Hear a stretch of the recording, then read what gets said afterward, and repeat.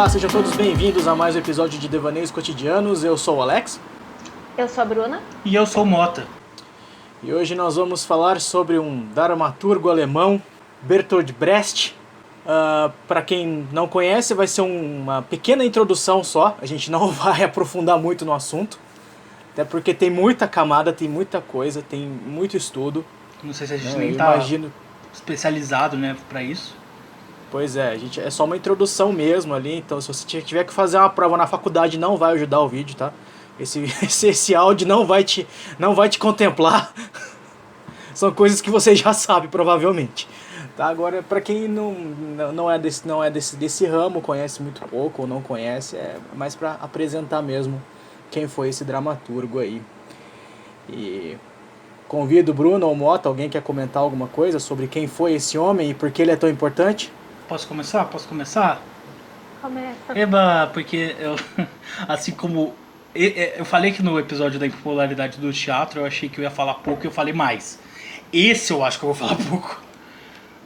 Eu vou passar assim, o básico, bem conhecimento Wikipédia para os nossos maravilhosos ouvintes. Que eu não sei alemão, o Alex sabe alemão? Não era alemão? Alex sabe muito pouco de alemão. Tá bem. Muito pouco. Então, pra quem sabe alemão, eu posso estar falando errado, mas Eugen Bertolt Friedrich Brecht, que é o nome do nosso querido dramaturgo. Ele foi como eu acabei de falar, um dramaturgo, um poeta, um ator por pouco tempo, e um teórico, tá difícil, alemão. Ele nasceu no final do século XIX, tenho que fazer a conta porque eu sou burro. E ele morreu no meio do século XX. E é isso que eu tenho pra dizer, que eu tenho uma certeza absoluta porque eu acabei de ler. Bom, então a gente percebe que ele está inserido no contexto da Segunda Guerra Mundial. Sim, a infância dele não... Os períodos mais jovens não, mas já tinha um grau assim, não. Um cheiro de Segunda Guerra vindo.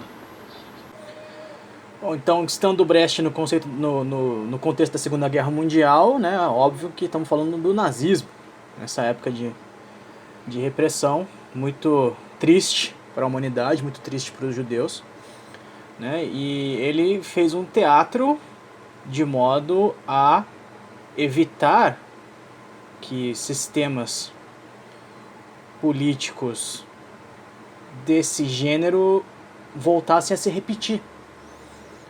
Então ele já estava pensando também, né, em como reconstruir, como seria uma sociedade pós-nazismo, né, e como chegar lá. Então é um pouco esse o contexto de onde ele viveu e, claro, tudo que ele fez, né, ele influenciou muito, né, a obra dele, o teatro dele, as teorias dele influenciaram demais o nosso modo de vida hoje, como a gente vê TV, como a gente vê música, tudo isso repercutiu bastante também. Sobre o teatro de Brecht. Para falar de Brecht, a gente tem que falar um pouquinho do Stanislavski, né? E para eu não ficar falando aqui demais também, se alguém quiser complementar alguma coisa, e quiser dar uma e principalmente também micro resumão, o episódio de Stanislavski ainda vai vir. Spoilers. Pois é. Então se alguém quiser dar uma micro resumida ali sobre o que era o Stanislavski e o que o Brecht se contrapôs, por favor. A Bruna vai ou eu vou, professor? Pode ir, Mota, que eu não tô achando aqui Tudo bem. Eu não esperava por tomar esse rumo, então minha pesquisa é bem mais o que eu já sabia. Mas basicamente, para aqueles que são bem...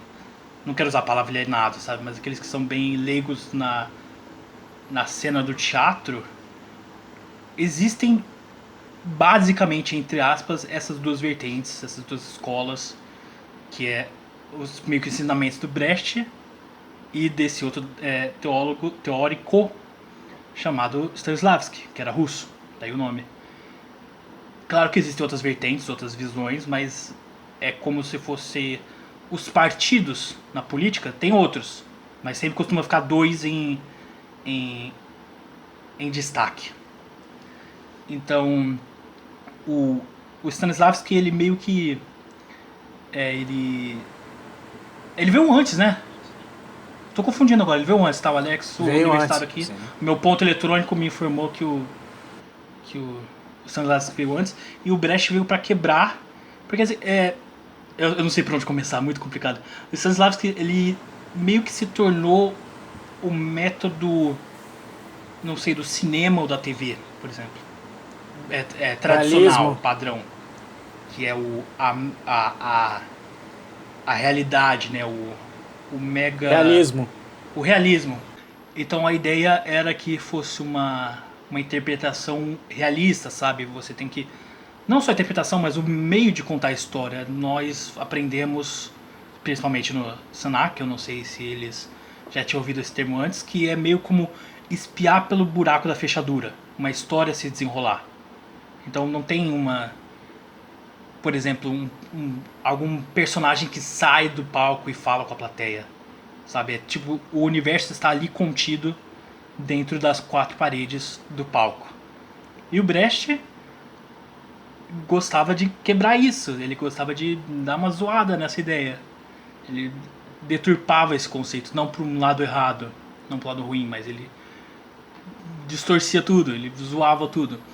Então, por exemplo, a ideia da quebra da 4ª parede, que eu acho que muitas pessoas já devem ter ouvido falar, esse termo vem do teatro, porque existem as 4 paredes, uma das paredes seria entre o público e o público e o palco, e a quebra da 4ª parede seria quebrar essa 4ª parede. Não existe mais isso. O personagem está ciente que ele não é real, ou que ele está sendo observado, sabe? Então o Stanislavski tinha muito esse conceito naturalista e Brecht não. Eu acho que é isso que eu tinha para informar. A Bruna, eu vi ela falando. Em resumo, o teatro do Stanislavski, ele é caracterizado como teatro dramático, porque literalmente é como se você estivesse vendo uma cena da vida passando na sua frente. Então, a cena os atores não vão olhar para a plateia, para o público, eles só vão ter um diálogo entre eles. Vai ser uma coisa pautada com começo, meio e fim, de tempo e espaço, tudo bem rígido, tudo dentro de uma caixinha, por assim dizer. Já o Brecht, que também é conhecido como o teatro épico, ele vai, como o Mata falou, subverter todas essas ideias, por assim dizer. Ele vai ter essa quebra da 4ª parede, conversando com o público. Ele vai perder essa ideia de... Não perder, mas... Ele vai transgredir essa ideia do tempo, do espaço, que uma coisa está acontecendo agora, mas daqui 5 minutos vai estar acontecendo, tipo, uma coisa que aconteceu há 10 anos na história. O espaço é sempre... Ele pode ser mutável, é nunca no mesmo cenário. O Stanislavski, ele tinha muito isso de que as coisas tinham que ser bem fiéis ao que estava acontecendo. Por exemplo, se a cena falava de... Se o personagem estava numa cadeira, essa cadeira tinha que estar em cena para Stanislavski. Agora, para o Brecht, não. Não precisava necessariamente ter a cadeira para a cena acontecer, para você falar que ali tinha uma cadeira. Poderia ser, sei lá, um pedaço de papel e falar, isso aqui é uma cadeira. Isso subvertia muito essa ideia do objeto cênico, por assim dizer. O ser humano agachado serve de cadeira. Exato. Eu acho que funciona também com a ideia do... Pra simplificar, talvez, é a mesma coisa de você ver 2 peças em que um personagem bebe algo de um copo. Na peça do Stanislavski, tá muito difícil. O personagem estaria segurando um copo com alguma bebida dentro. No Brecht, não estaria, seria outra coisa completamente diferente, sabe? Eu acho que assim facilita o entendimento para quem já não entende. Falando já um pouquinho dessa, né, de como as 2 escolas são diferentes, o Brecht escolheu essa linguagem por um motivo muito específico, né? Vamos falar agora do porquê que ele quis quebrar com o teatro dramático, né? O que ele queria. Na visão do Brecht, e aí os meus colegas podem complementar, podem intervir quando bem entenderem. Nós somos colegas, tá? Caso vocês não se lembrem, público. Ele buscava... O Mota me quebra sempre. E o Mota interrompe. Mas eu falei que podia, ele podia. Tá tudo Ele certo, falou, o Alex podia deixou, mesmo. mamãe deixou. Você tá mal É. acostumando esse menino. Quem que às vezes muda, ouvintes? A gente falando do assunto super sério e às vezes muda de quem é a mãe, quem são os pais, quem é o filho. A Bruna nunca é o filho. Mas é sempre ou eu, o Alex, o filho ou o pai. E a Bruna é a mãe. Ou não. Patriarcado, né? Pra quê? É que alguém nesse grupo tem que ser a voz da razão, às vezes. Alguém nesse entende? grupo tem que ser a voz da razão. Você está corretíssima, a voz da razão. Onde você tava, Alex? Só tô acenando, só tô concordando aqui. Eu tô concordando. Se eu discordar da mamãe, eu... Não, o chinelo teleguiado chega aqui. o chinelo. O arremesso aqui. Bom, enfim. Voltando. Né, o objetivo do Brecht,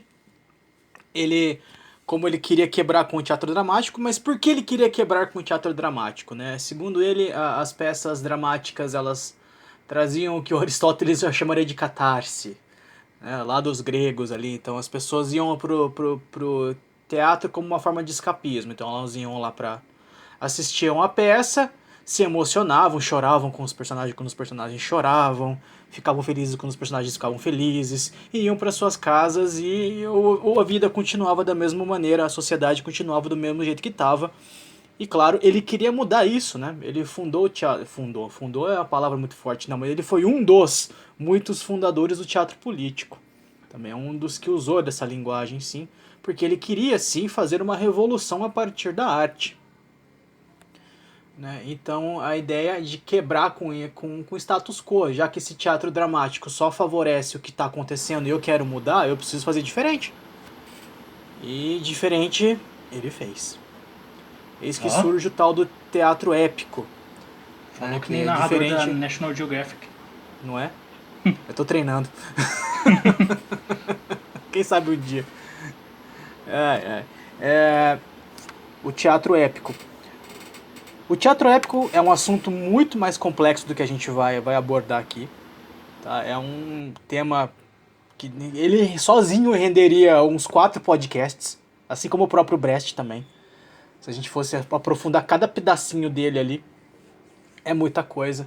São muitos dramaturgos, são muitos autores, né? Muita gente que participou desse movimento que cria esse fenômeno de teatro épico. Não é só o Brecht.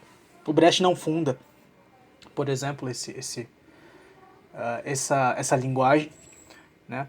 Mas a ideia do teatro épico, e aí vem toda aquela brincadeira com palavra, o que é lírico? Lírico é cantado, e épico é narrado, né?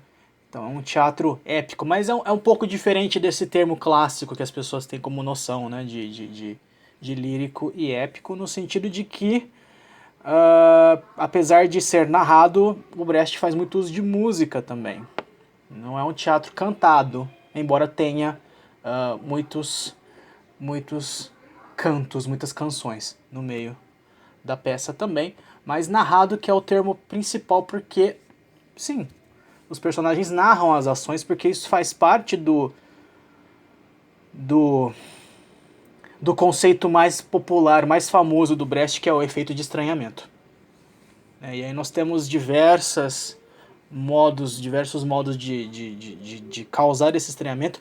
Bruna já citou vários, Mota também, né? Quebra da quarta parede, né? O uso de placas, o personagem se faz e se desfaz na frente do público, então o personagem se maqueia, ele se veste na frente do público, então tem toda essa... A ideia é mostrar para a plateia que o que ela está vendo não é a vida real, ela está vendo uma peça de teatro. Aquelas pessoas não são os personagens que elas interpretam, elas são pessoas, elas são atores. Você está vendo uma farsa, então o tempo todo ele busca, né, mostrar isso para a plateia. Então o teatro épico ele é um modo de você empoderar a sua plateia. Porque ao se afastar das emoções, o espectador tem a chance de refletir de fato sobre aquilo que está sendo mostrado. Né? Ele não está sendo induzido pelos atores a sentir, a chorar, se emocionar, mas ele está sendo induzido a refletir sobre aquilo que ele está vendo. Isso pelo menos em teoria. Alguém quer acrescentar alguma outra coisa? Acho que não. O Brecht, Desculpa, pode ir, Bruno. o Brecht tem muito essa coisa do criticar o que está acontecendo, de mostrar para o público, tipo, fazer essa crítica social. E os personagens, eles são muito uma visão da humanidade em si. Não é tipo um personagem, eles representam um todo, um único personagem. Então, quando você pega e se afasta, tipo, coloca o público para não... Como que se diz? Que o público ele não vai se conectar emocionalmente com aquele discurso, muitas das vezes. Ele vai ter uma outra visão. Quando você deixa de se conectar emocionalmente, você começa a falar, nossa, isso realmente acontece. Então, você leva o público a realmente pensar naquilo e a refletir sobre aquilo que acontece, como isso pode ser mudado, como isso pode ser continuado. Eu acho que essa técnica de estranhamento, que também é, se você pesquisar, também aparece como distanciamento, ela tem mais essa principal função de trazer mais esse lado crítico que ele tem. Das peças que eu já li do Flamer, você sempre vai ter aquele lado bem crítico da sociedade mesmo.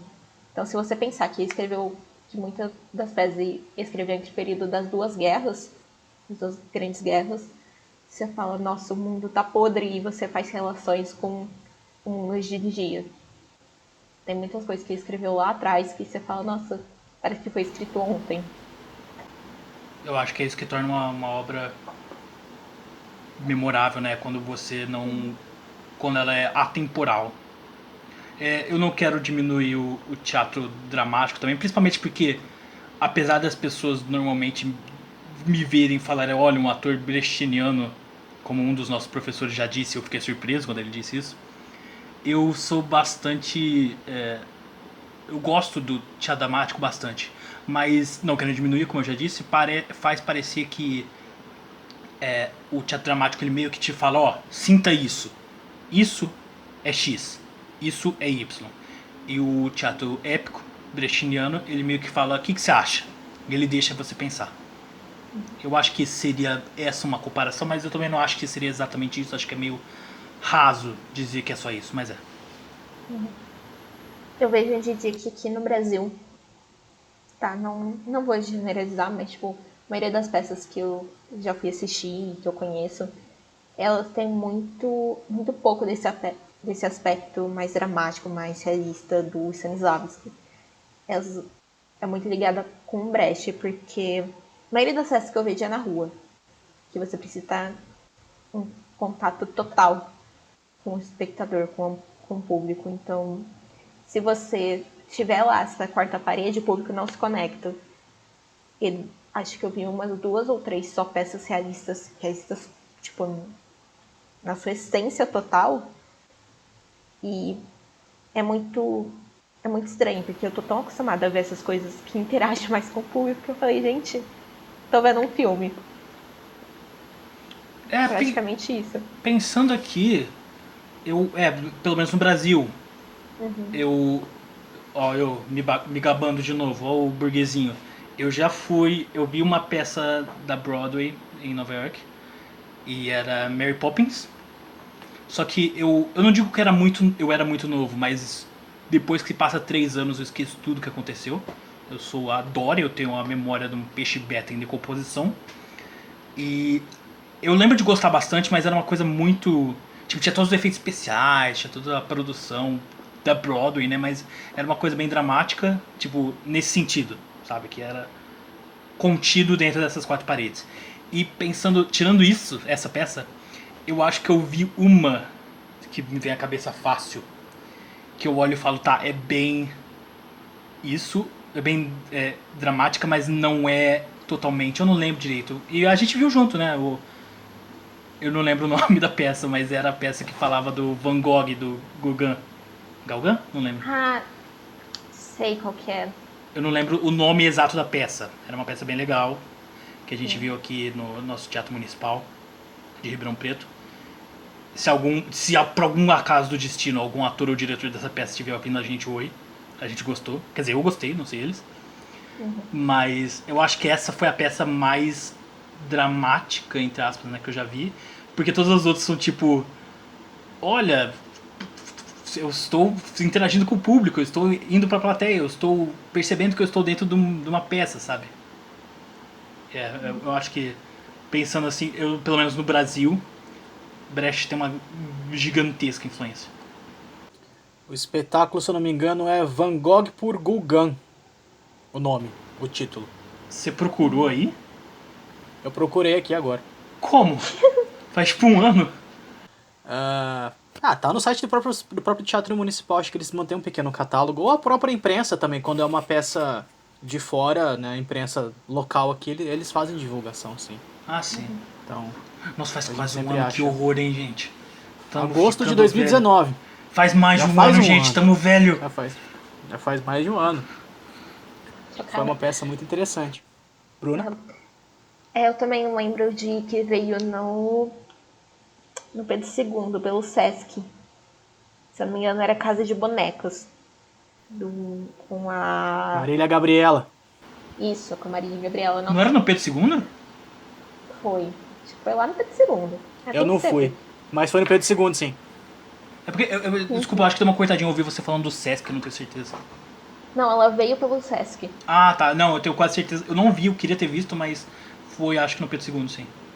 Sim, e ela foi uma coisa assim, eu acho que extremamente, tipo, foi o conceito de realismo, assim, na cara mesmo, que eu tive esse choque de, nossa, tá acontecendo.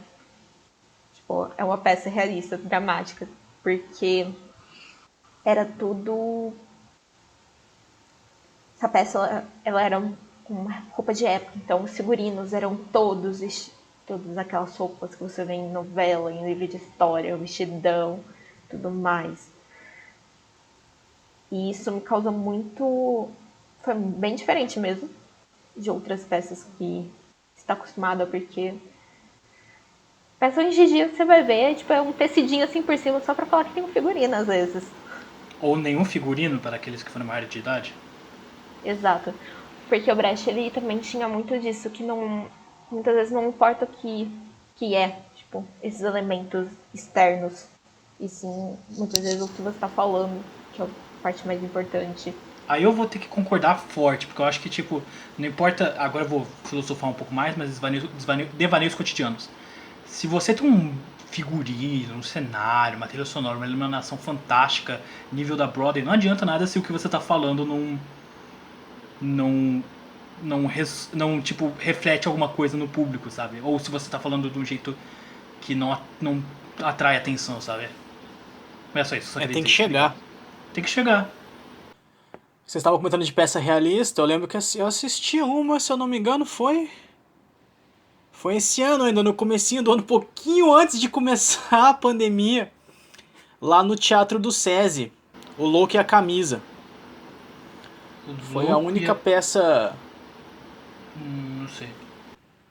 Eu fui com uma amiga. E... A Jaqueline foi comigo.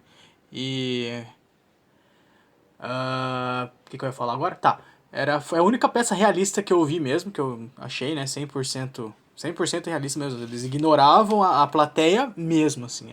Foi uma sensação muito... Isso me causou um efeito de estranhamento mais do que o Brecht, deixaria o Brecht louco. É engraçado isso, né? Que, tipo, principalmente pra nós brasileiros, o estranhamento não é o estranhamento, é o familiar. Pois é. Mas, assim, vamos só lembrar, gente, que quando a gente fala de estranhamento, isso foi na época que Brecht nasceu, tipo, lá no 1900 bolinha. Porque eu acho a gente tem que estabelecer de fato o cenário, porque se você vê, eu não lembro, Chekhov da época do Stanislavski. Sim, o Chekhov escrevia, né, as peças que o Stanislavski encenava. Eu queria muito legal A Gaivota, eu ainda não li porque eu sou um vagabundo. Imagina, Chekhov, você, na começo do século XX, final do século XIX, você tá vendo a tarde do chá, sabe? Você tá vendo todos esses personagens, essa história contida dentro de quatro paredes. Aí você vai no teatro, você vê isso, você fala, pô, legal, chorei, sei lá, me emocionei, achei a reflexão interessante, não sei. Uma semana depois, você vai no mesmo teatro e você vê um maluco vestido de fauno correndo pelo corredor e falando: a peça vai começar! E ele sobe no palco e a peça começa. Sabe? E eu só inventei uma coisa na hora. Mas é uma coisa que pra nós, pra quem consome teatro também, ou que faz teatro, não sei, é uma coisa que talvez não cause tanto estranhamento. Mas na época, vixe, era estranho. É daí que vem esse nome, o estranhamento ou o distanciamento. Isso, é por isso que a gente sempre contrapõe ele ao Stanislavski, né? O Stanislavski tinha essa... Era o que tinha, a linguagem dramática, a linguagem realista, né? A naturalista é complexo falar dos dois porque eles são diferentes, apesar de muito próximos, né? São primos, são irmãos, eu diria assim, praticamente, mas eles têm as suas diferenças, né? Então, o que tinha era essa linguagem... A gente vê linguagem de novela, linguagem de cinema, muito popular no cinema, muito popular em novelas, né? E então era muito estranho, né, para eles um ator que está lá no meio da contracenando com o seu companheiro de cena. Então ele simplesmente para o que ele está fazendo, sai do personagem e começa a conversar com a plateia. Ou nem conversar, ele começa a narrar o que ele vai fazer. E ele faz exatamente como ele narrou. Ou seja, ele estragou a surpresa, o que você estava esperando. Ele te tira daquele... Você está dentro da história, né? Você está espiando pelo buraco da fechadura, como a Bruna comentou, ou Mota comentou, né? E você simplesmente sai desse lugar, né? E isso causa um certo choque, né? E a ideia é justamente essa, para você ver que o que a gente está fazendo aqui é teatro, tá? Não é para você chorar comigo e não é para você rir comigo. É um pouco essa... tudo isso para causar esse efeito de distanciamento. Dizem os relatos que nem sempre ele conseguia exatamente atingir aonde ele queria atingir. Né? Porque, de até fato, hoje em dia, né? Porque de fato é que o teatro do Brecht, as peças eram muito boas. Os personagens eram muito bons e mesmo assim as pessoas se divertiam muito com o teatro dele. Elas se divertiam mais do que elas refletiam. E acho que isso é uma coisa que perturbou muito ele. Né? A gente pode falar aqui de outras coisas, mas não vamos porque tem muita coisa, tem muita... Dentro dessa Podemos dessa falar de outras história, coisas, mas não vamos. A gente pode citar o teatro dialético dele, a gente pode citar, né, toda o viés marxista que ele tem também, porque ele tem essa questão de luta de classe assim, muito forte, e essa é a mensagem que ele quer passar também, sabe? Então, se a gente for falar do Brecht completamente, vai dar uns 4 ou 5 podcasts aí, é muita coisa.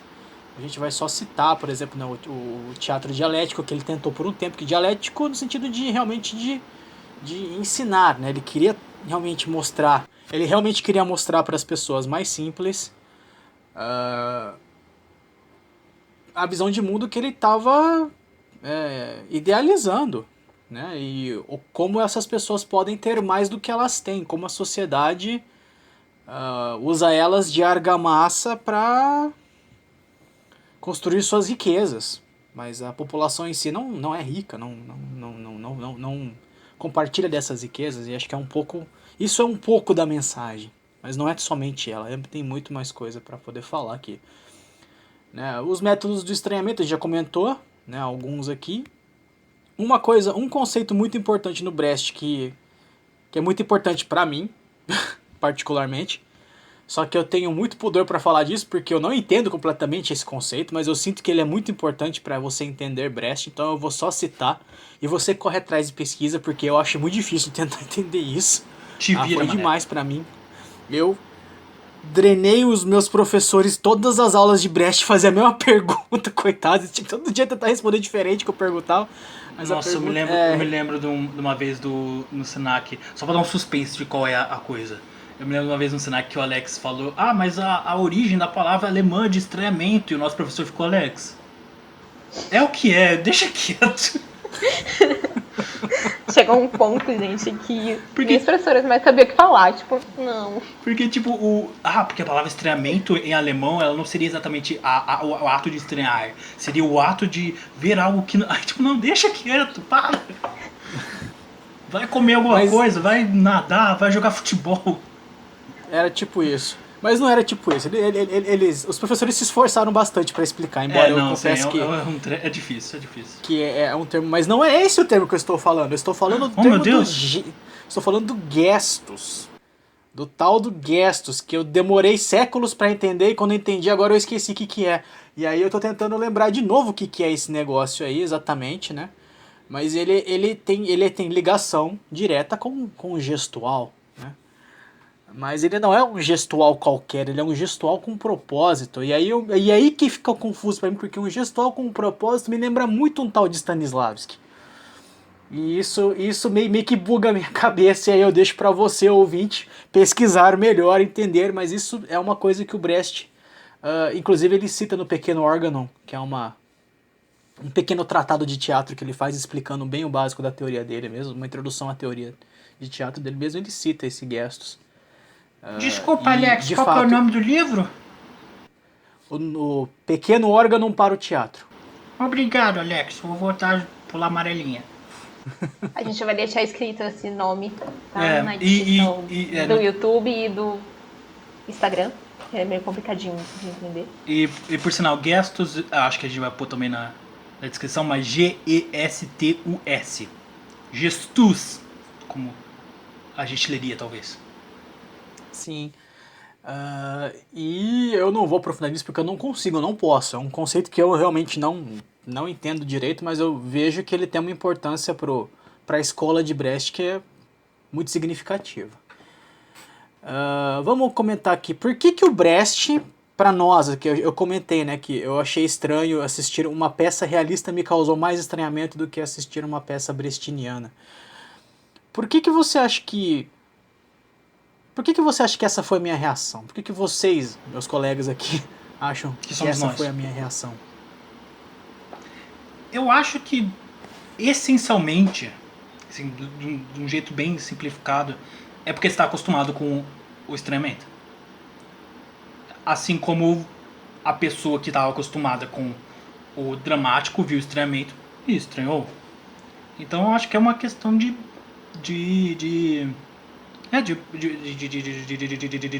costume. Não exatamente prática, né? Mas uma convivência com isso. Você está acostumado a ver isso. É tipo, é que nem você aprendeu uma palavra de algum jeito errado, porque você só lia errado. Você só lia, aí você, talvez seja pronunciado assim. E aí alguém te fala, não, é assim. Aí você tem dificuldade em processar isso. Eu não sei se esse é um caso que se aplica a muitas pessoas, porque eu era uma criança burra. E o animal fictício é arpia e não árpia. Não pergunta. Mas é porque, tipo, harpa, o instrumento. Aí eu fico arpia, eu não sei. Tá, mas eu acho que é uma questão de costume mesmo, de convivência com o negócio. Principalmente pra gente, eu vou repetir brasileiro, que é o que acontece mais, é o estranhamento, eu acho. Não tenho uma estatística pra comprovar isso, mas eu acho que é o que a maioria das pessoas costumam ver.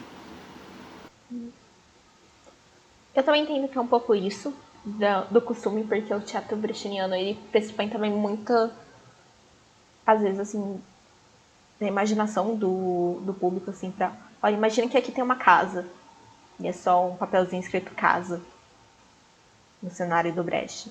Então isso pressupõe muito. Então quando você vê uma coisa prontinha, uma coisa bem...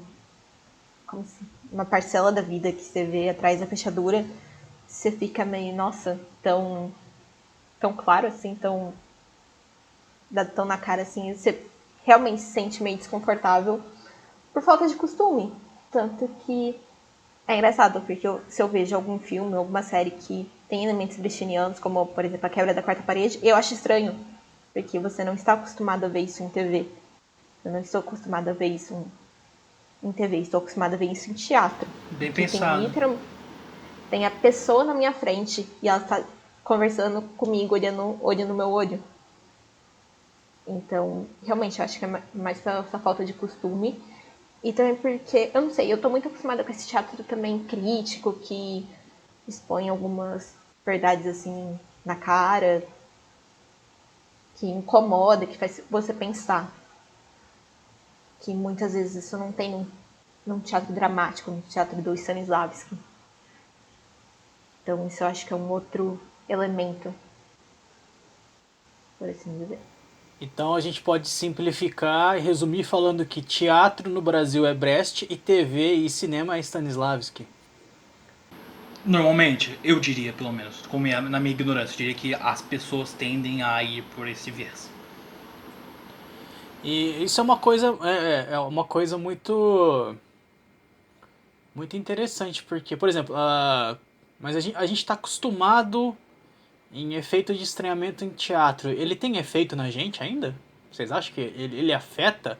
Por a gente ter noção, porque tudo bem, eu vou assistir uma peça de Brecht, eu sei que vai ter um momento de distanciamento, o efeito de estranhamento, enfim, como você queira chamar, já chamaram até de efeito de alienação, embora alienação não seja uma boa tradução para isso. E aí que era uma das discussões que eu tive com os professores do Senac, um dos debates acalorados não, eles até que foram bem cordiais, no sentido inocente da palavra cordial, não em seu sentido raiz. Mas e a pergunta é justamente como a gente já está acostumado com isso, tem efeito? Vocês sentem, vocês percebem um efeito quando vocês vão assistir uma peça brechtiana? O efeito de estranhamento funciona com vocês? Porque eu acho que não funciona comigo. Eu acho que pra mim, pensando em peças, é como se fosse. Vou fazer uma comparação meio esquisita no princípio, mas eu acho que talvez chegue lá. Eu sou um cara que gosta bastante de super-heróis e quadrinhos e tudo mais. Eu gosto bastante, não posso negar que já está um pouco saturado. Então, quando algo novo é anunciado, eu olho e falo, tá, tem que ter algo aí.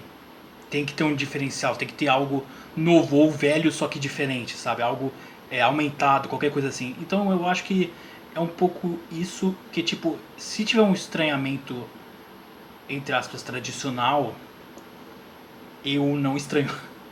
Mas se os atores, o diretor, o roteirista, qualquer coisa assim, da peça, fizer algo que eu particularmente não havia pensado antes, algo que eu não considerei, eles fazem algo novo, ou algo ligeiramente diferente, algo maior, sabe? Qualquer coisa assim, aí eu tenho, entende? Eu particularmente, estou falando por mim.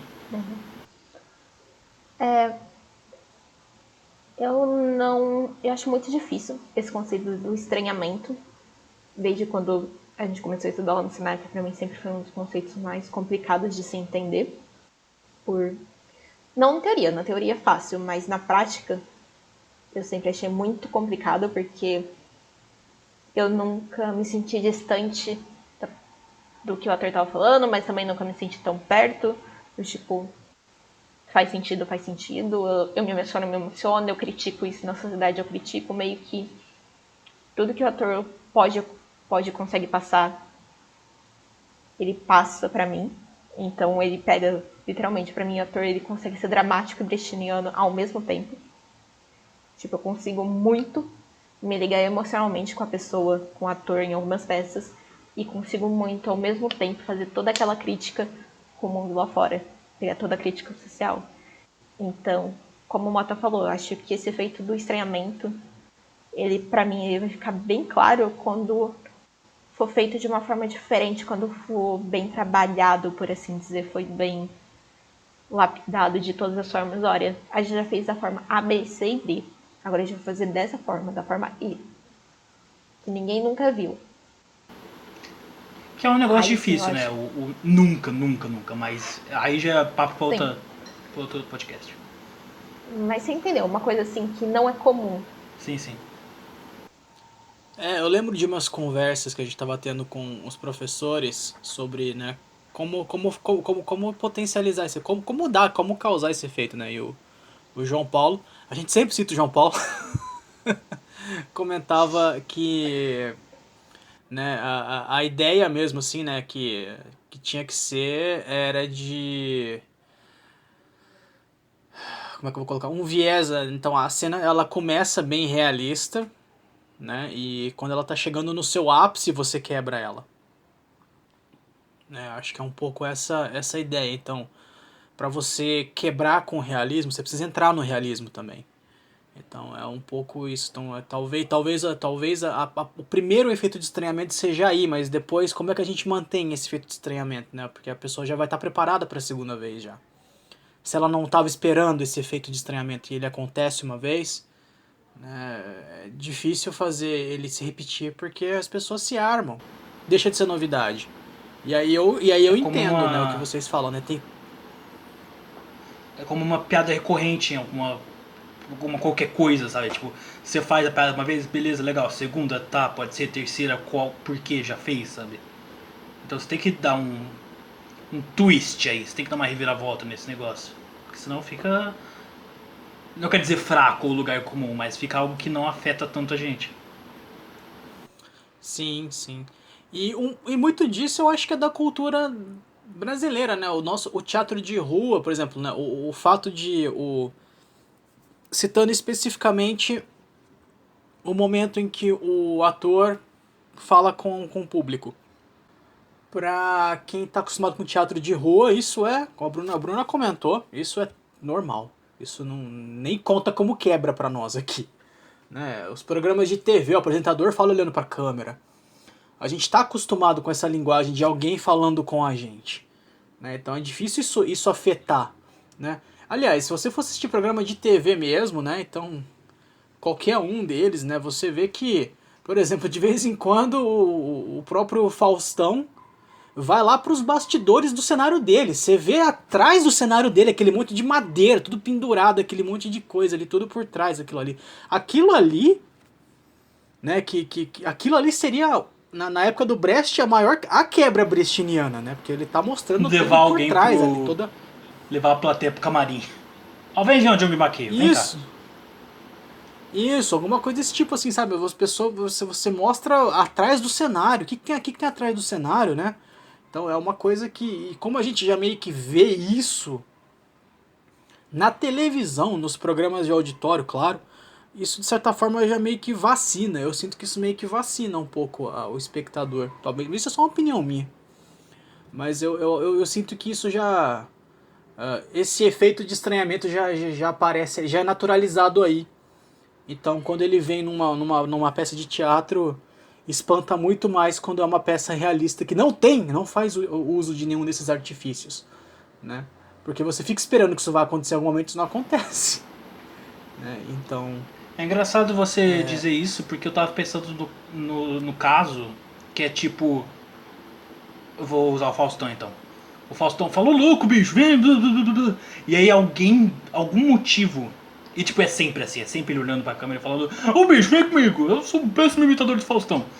E aí, um domingo aleatório, ele leva a gente pros bastidores. Isso é tipo estranhamento dentro do estranhamento pra mim, sabe? É o que realmente causa o estranhamento, sabe? Eu vejo e falo, pera, existe um bastidores. Existe um. Não é só isso, sabe? Então, tipo, sempre dá pra estranhar mais. Acho. sim. Não, e de fato, é claro que eu tô falando disso dentro de um contexto muito de quem já frequenta teatro. Nossa, como se eu frequentasse toda semana, 3 vezes por semana, né? Não. Mas quem já teve Principalmente agora esse também, né? contato, né? Não, agora é difícil. Agora o contato é por lives. Enfim, de certa forma tá mais acessível. Quem tá fazendo agora você consegue assistir mais. Né? Com chapéu virtual e tudo mais. Ah, mas sim, eu ainda acho que é possível, mas acho que se a gente fosse usar esses artifícios para o teatro, principalmente se alguém quiser fazer. Se alguém quiser fazer um Brecht pra rua, para causar um efeito de estranhamento na rua. Bom, eu não sou capaz de pensar nisso, né? Então, pra mim, teria que ser algo muito. Ou extremamente simples ou extremamente revolucionário. Sabe? Tão simples que é genial, ou extremamente revolucionário, o que me torna até inclinado a pensar alguma coisa assim, né? Pra montar alguma coisa assim um dia, quem sabe. Né? Mas. A questão é agora. O efeito de estranhamento aparece no cinema? Vocês têm contatos e assistiram alguns filmes que isso ocorre? Deadpool não vale. Ou vale sim, vai. Deadpool não vale? Então. Não, Deadpool é contemporâneo, é o principal, mas algo que o próprio Deadpool já fez referência, Curtindo a Vida Doidada, do John Hughes, no 84, 3, alguma coisa assim. Ele mesmo o próprio Ferris Bueller quebrava a quarta parede o tempo todo. E é um dos charmes do filme, o fato que ele olha pra câmera e fala, e aí? Sabe? Eu acho que principalmente nos dias de hoje, depois do Deadpool e tudo mais, não acho que isso está se normalizando um pouco, mas não quer dizer que fique lugar comum ainda, principalmente pra muita gente. Bruna? Eu tô pensando aqui em referência assim. Porque na TV é bem. Não é comum você ter tantos efeitos brechtianos, por assim dizer. Então eu preciso pensar um pouquinho. A nova onda do Imperador. A nova onda do Imperador. Sim, tem esse. Eu ia citar, tipo, mas. Bom, a nova onda do Imperador, porque quem já viu esse filme, primeiro, o filme é maravilhoso. Segundo, o Cusco, ele fala diretamente com você. Ele para o filme e fala, não, essa história é minha, tá entendendo? E ele dá um outro conceito pra toda a história. Ele fala com ele mesmo do futuro, passado. Enfim, então é um filme muito bom, que infelizmente é muito esquecido. Coitado. Assistam. Assista. E é Eu uma- não acho que ninguém não assistiu dos nossos ouvintes, assim, mas quem não assistiu vai assistir o Folgado. É, sem contar que a dublagem dele é impecável. Nossa, é um dos poucos que eu olho e falo melhor que inglês. É uma das poucas dublagens também que eles olharam e falaram, vamos pegar gente famosa, que não é dublador, assim, normalmente, e ficou bom. Sabe? Tipo, a Marieta Severo fazendo a Isma é impecável, gente. Celton Mello, nossa, o Celton Mello como Cusco é a minha vida. É que Celton Mello já era dublador, né? Ele Mas já era enfim, dublador? Sim, Não sabia. Eu achava que ele se eu era. não me engano. Eu achava que ele era novão na cena. Principalmente porque Não. eu. olha a idade. Eu tenho o VHS da Nova Onda do Imperador e aí na capa tem os personagens. Ele tá tipo, com as vozes de. Como se fosse uma coisa tipo Uhum. nova, sabe? Tipo, ó, Não. por essa você não esperava. Aí tipo, não tem o Se eu não Guilherme me Briggs, engano- porque o Guilherme Briggs já era lugar comum até naquela época, mas. Ele dublava o Charlie Brown no desenho do Snoopy. Nossa senhora, meu Deus, o que é minha vida? Ele dublou a Nova Onda do Imperador, Irmão Urso. Mas Ele Irmão faz o Urso Knight. foi meio depois, eu acho, mas não tenho certeza. Mas enfim, eu tô Não, sim, lembrando desculpa, filme que ele pode já ir. dublou. Acho que ele já dublou mais alguns outros desenhos assim, não tão populares. Mas enfim.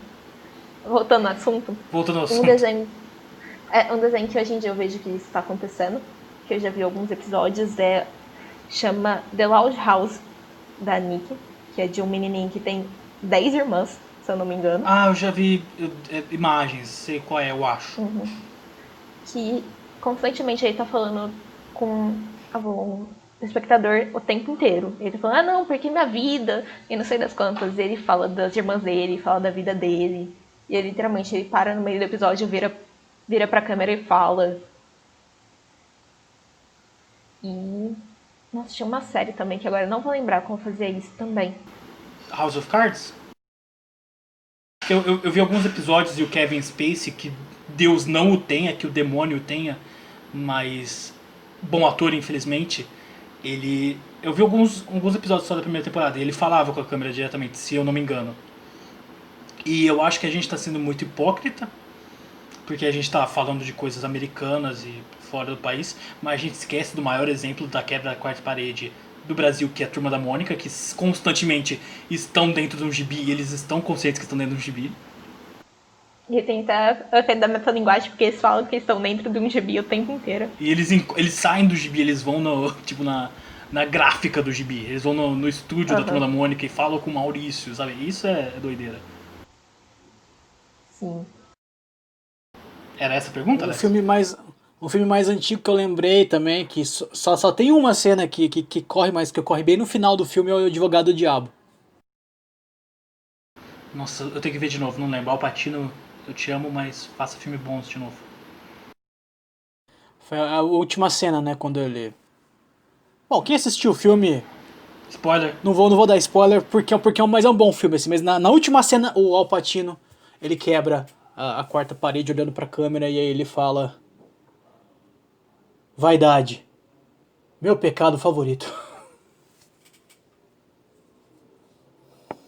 Ele faz isso olhando pra Eu câmera. vou.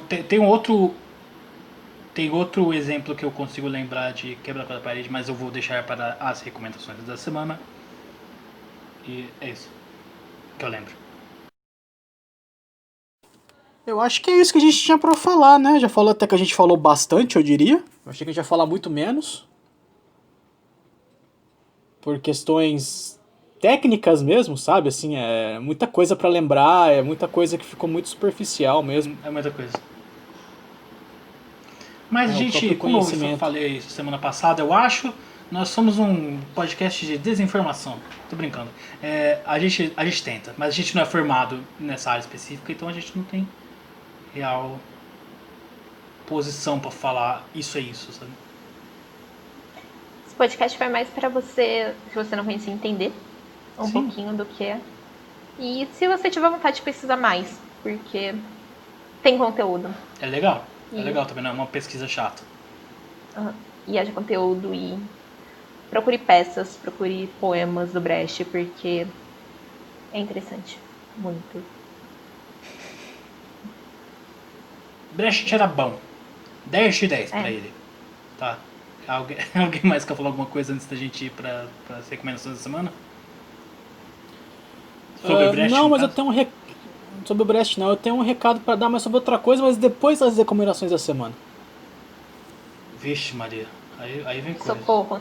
Aí vem coisa. Que não tem tipo nada. eu, quando eu Que falo não com a tem Bruna. absolutamente nada a ver com arte, mas tem a ver com saúde pública mesmo. Então vamos para o segmento favorito desse podcast, de acordo com o IBGE. Moto. Oi. Não, de acordo com você mesmo. Ah tá, eu sou o IBGE, mas tudo bem. IBGM. Vamos lá então. IBG recomendações Mota. da sema- Oi? É o IBG Mota.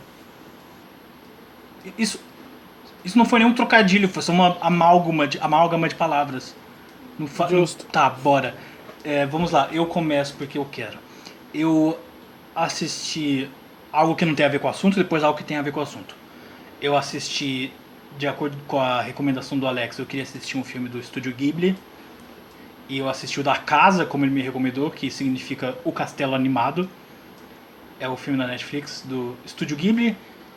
Não lembro o ano exatamente, mas se você procurar o Castelo Animado na Netflix, você acha. E eu tenho um problema com alguns filmes do Estúdio Ghibli que, tipo, eles estão lá, sabe? Eles são muito bonitos. Eles têm uma cor legal, tem um cenário, qualquer coisa assim, mas eles só meio que estão lá. Tipo, parece que a história só acontece. Alguns deles, eu não sei explicar. Mas esse eu gostei. Eu gostei. Esse é um desses que eu não sei explicar um sentimento de estranhamento quase, mas não é exatamente isso. Esse eu gostei, recomendo, principalmente por causa da animação e do cenário do universo e tudo mais. Agora, a ver com o tema, tendo a ver com, não sei, português. Eu acho que eu mencionei tipo no primeiro episódio, 9 episódios atrás, porque esse é o 10º episódio, parabéns para nós. Eu acho que eu mencionei no primeiro mesmo, que meu filme favorito, e que eu reconheço que não é o melhor filme de todos os tempos, mas é o meu favorito, é Birdman, entre parênteses, ou A Inesperada Virtude da Ignorância, que está na Netflix, de fácil acesso para um monte de gente, ganhador do Oscar em 2015 pro ano de 2014, e é um filme que constantemente lida com a metalinguagem em si, principalmente. Mas ele quebra um pouco de vez em quando a quarta parede de uma forma mais sutil que, por exemplo, Deadpool. Mas é um filme que eu amo de coração, eu vou defender até o fim. É um filme que eu literalmente não consigo achar erros em cima. Tipo, o meu segundo filme favorito é Clube dos Cinco, e eu consigo ver, eu entendo porque alguém não gostaria disso. E eu não consigo entender porque alguém não gostaria de Birdman. Eu amo Birdman. E eu recomendo pra você, ouvinte. Veja Birdman, que está na Netflix. Michael Keaton, Emma Stone, Edward Norton, os três concorrendo ao Oscar no ano. E o diretor é o Inarito. E é bom, recomendo. É isso aí, fim. Minha vez? Pode ser? Eu vou recomendar 2 coisas que tem nada a ver com o tema e uma a ver com o tema. Eu queria recomendar uma peça do Brecht, que chama Mãe Coragem, porque eu Essa aqui tem a ver com o tema, peça. né? Tá bem, só confirmando mesmo. Porque seria estranho uma peça do Brecht não ter a ver com o Brecht, mas beleza. Sim. Mas enfim, eu gosto muito dessa peça e eu não quero dar muito spoiler sobre o enredo, só procurem. Eu gosto muito dela. Enfim, agora 2 coisas. Procurem ler ou procurem ver? Procurem ler. Porque eu já vi umas montagens no YouTube, só que eu não gostei tanto. Eu acho que ler a peça vai ser mais interessante. Que também você vai poder ter uma noção de alguns conceitos que a gente falou, como a questão das músicas, a questão de narrar o acontecimento. Enfim. Queria recomendar tanto... É um livro que foi transformado em filme, mas o filme também é igualmente bom, o livro. Que é A Menina que Roubava Livros, que eu amo. É aquele da Segunda Guerra, né? Que é meu filme favorito. Nunca vi, que eu choro horrores. Tipo, muito mesmo. Nunca vi nem li, perdão. Nunca vi, infelizmente. Uhum. E essa semana eu descobri um cantor brasileiro, independente, por assim dizer, que chama Phil, Phil, que faz umas músicas muito bonitas, um pouco nessa pegada um pouco mais indie. E como a gente ainda tá em Setembro Amarelo, pelas minhas contas, esse podcast ainda vai sair no mês de setembro. 25. Ok. Tem uma música chamada Tipo Borboleta, que da primeira vez que eu vi ela deu um quentinho gostoso no coração. E eu queria recomendar pra todo mundo. Qual que é o nome? Desculpa.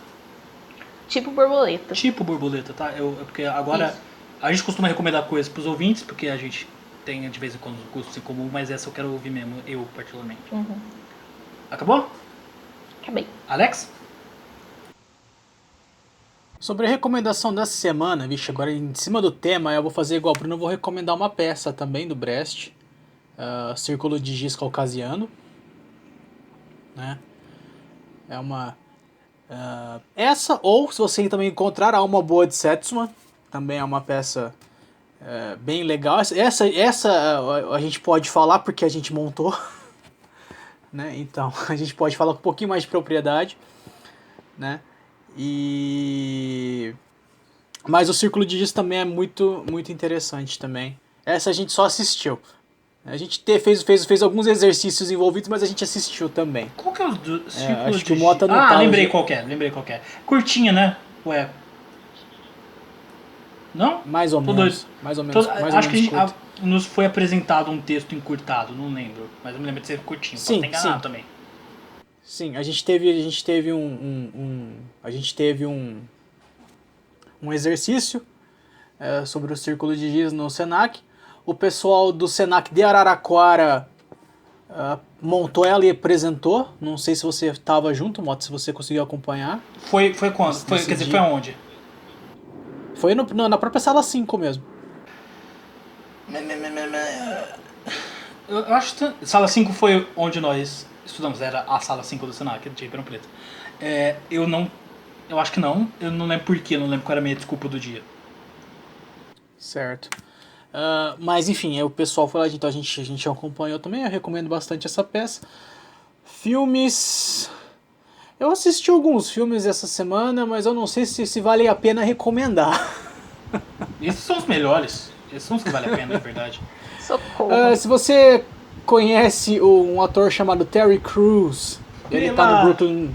Ele tá no Brooklyn Nine-Nine, né? E ele também É o pai do Chris. O Negão das É o pai Branquelas. do Chris. O Latrell. Se você, então ele tá sempre em papéis, né, onde eu vejo ele como sempre o cara legal, né, ou pelo menos uma pessoa que não tem o mal no coração, pelo menos os personagens que ele faz não tem esse ímpeto de maldade, assim, de crueldade. Acho que eu sei qual filme é, mas vai. Nesse filme ele tem. Tá, nesse filme ele é vilão. Ele faz então você consegue agora, imagina aquela montanha de músculo indo pra querer te estrangular. Aí dá medo, cara. Aí dá medo. Então nesse filme, se você quiser ver ele como vilão, o filme chama Gamers.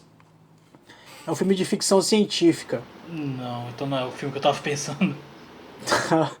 Ele é um filme bem... Gamers ou não? Achei Gamer só. É do Gerard Butler.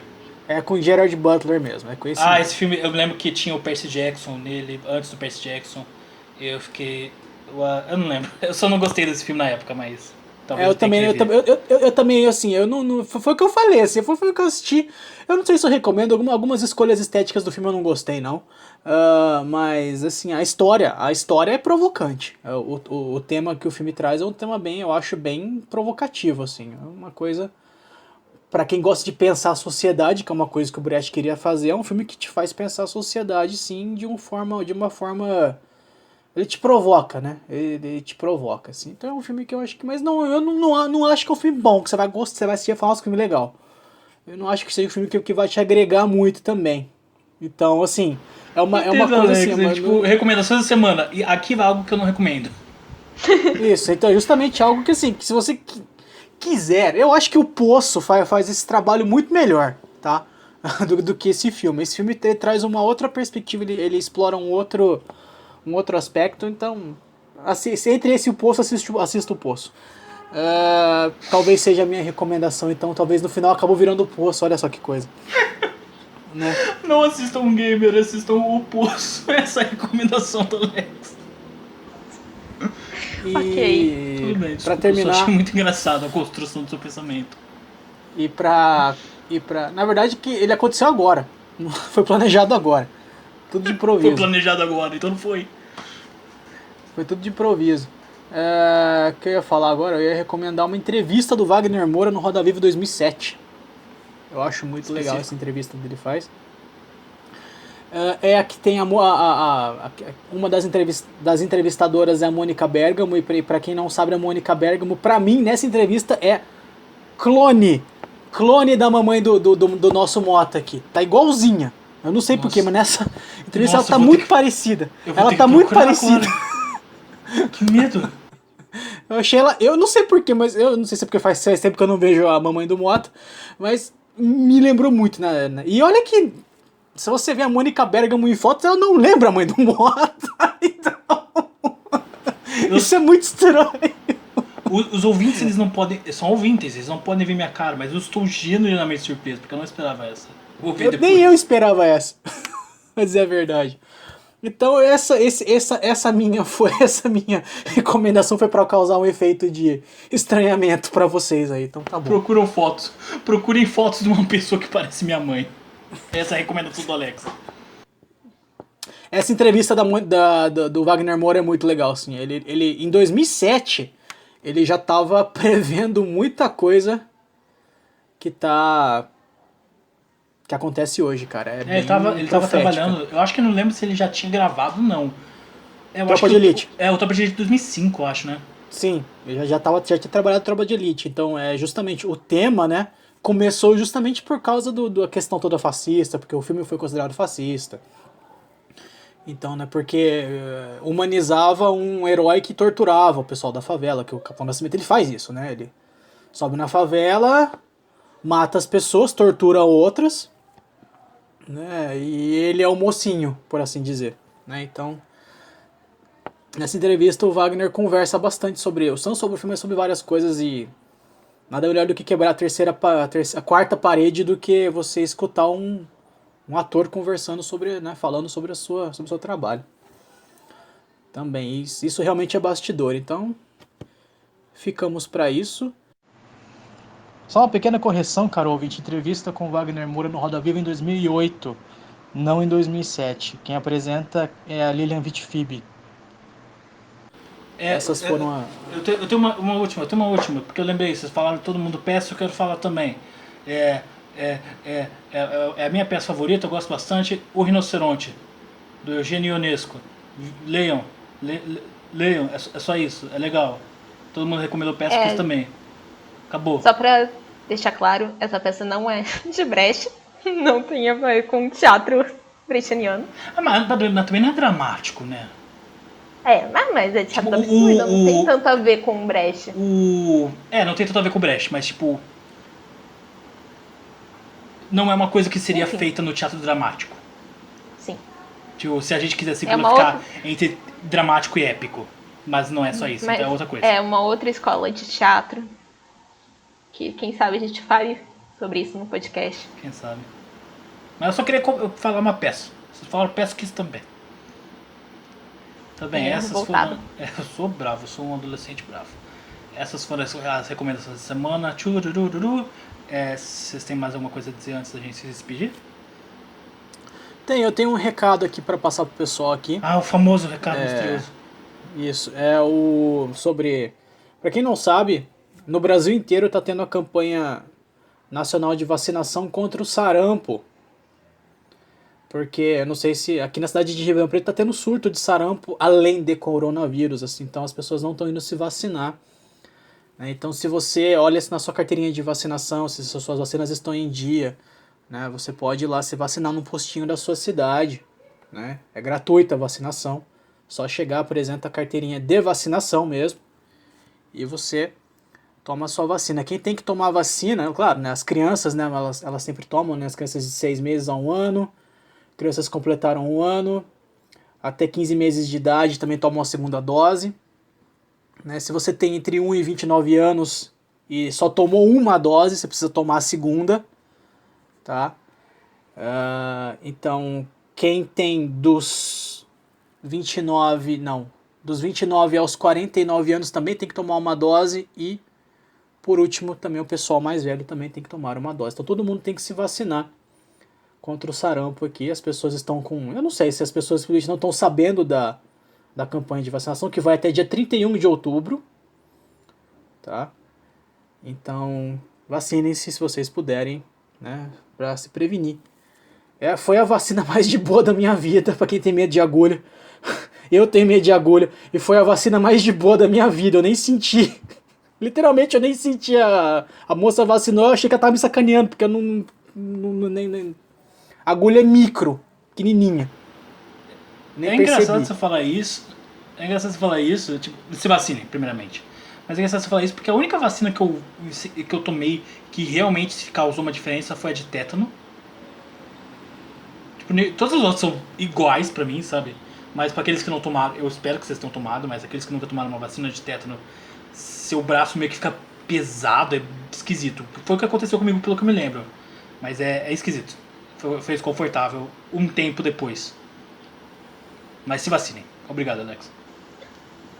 Também só queria dizer que no dia que a gente está gravando esse podcast, que é no dia 8 de setembro, o nosso prefeito disse que Ribeirão Preto ainda está na fase amarela, não vai voltar para a fase laranja da quarentena, está contrariando as ordens do Estado.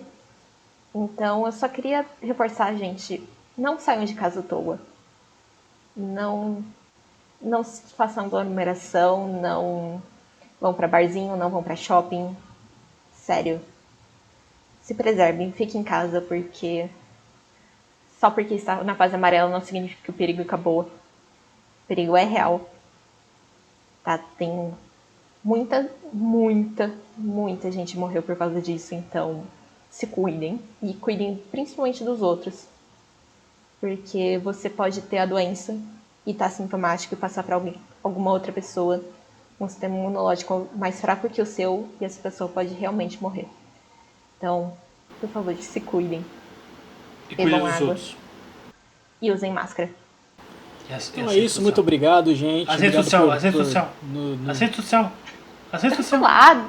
Oi? Deixa ele terminar. Eu vou falar, deixa ele terminar. Tá bem, de desculpa, falar. eu não sabia se ele ia. Tá, vai, Alex, desculpa, eu vou voltar pro meu canto. Eu não entendi o que aconteceu. O que aconteceu?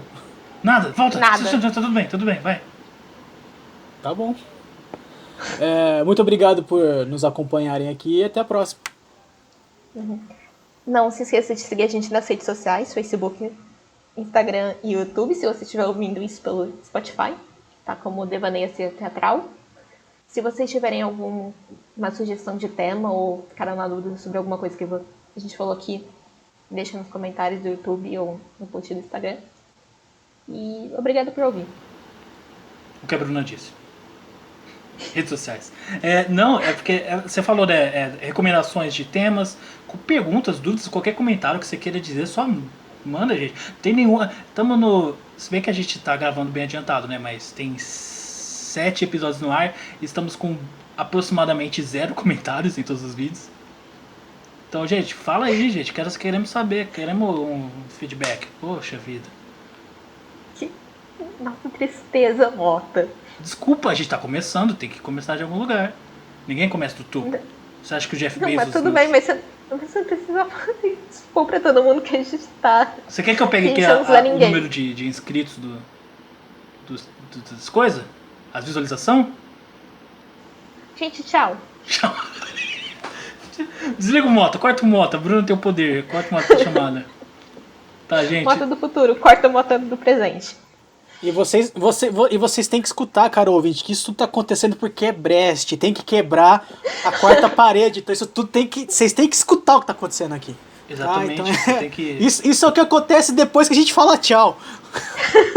O teatro Pode falar dramático, também, vai. o teatro dramático, ele vê você vê ele pelo buraco da fechadura. O teatro épico, a porta abre, ele fala, entre A gente já deu tchau, gente, chega. Não, tá bom. não vou cortar nada disso. Socorro. Tchau, gente. Muito obrigado. Sinto muito por esse finalzinho, mas ok. A Muito Bruna se obrigada. Não desculpa desista assim. da gente. Não desista da Tá? gente, a gente tenta. Obrigado, gente, por acompanhar a gente, que é a gente.